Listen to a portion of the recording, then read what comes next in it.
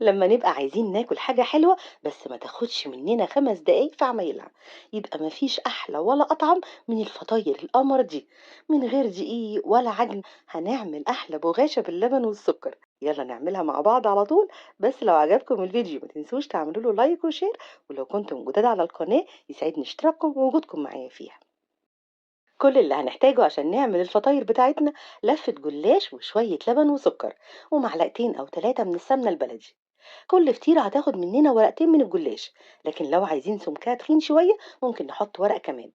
كل ما كان الجلاش طازة كل ما هيطلع معاكم الفطير طعمه حلو جدا. وانتوا شغالين بالجلاش خلوه على طول متغطي عشان ما ينشفش.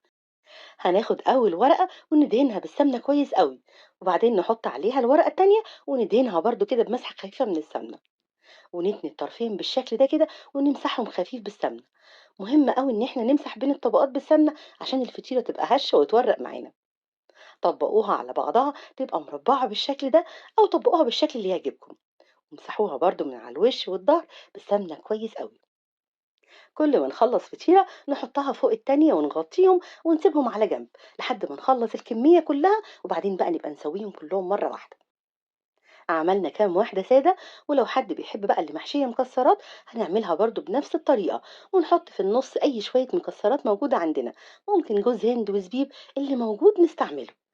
ونطبق الطرفين على بعض نغطي الحشوة كويس قوي عشان ما تقعش واحنا بنسويها، ونتنيها برضو بنفس الطريقة وندهنها بالسمنة كويس. ممكن كمان لو حابين نعمل فطيرة محشية بطبقة خفيفة من المهلبية أو الكاسترد. يعني لو هتحشوا الفطيرة بالكاسترد اعملوه هو الأول وسيبوه يبرد براحته.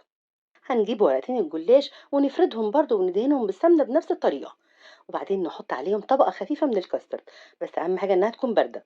ونطبق الأطراف كويس قوي على الحشوة وندهنها برضو بالسمنة.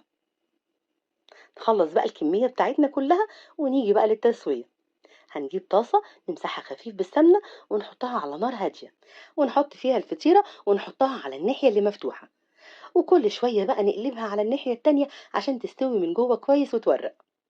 خلوا النار معاكم تبقى متوسطة، يعني مش هادية قوي ولا عالية، عشان تستوي من جوه كويس.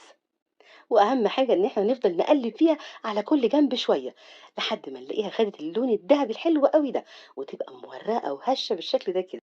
عايزينها بقى طرية وغرقانة في الحليب، نحط عليها وهي في الطاسة بس بعد ما نطفي النار ربع كوباية من الحليب، ونقلبها على الناحيتين عشان تبقى طرية وتتشرب من الحليب كله.